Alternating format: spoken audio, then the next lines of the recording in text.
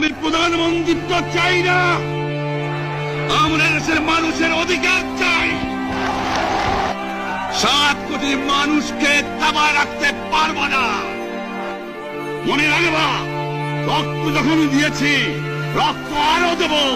এদেশের মানুষকে মুক্ত করে ছাড়বো ইনশাআল্লাহ। এবারে সংগ্রাম আমাদের মুক্তির সংগ্রাম, এবারে সংগ্রাম স্বাধীনতার সংগ্রাম। জয় বাংলা।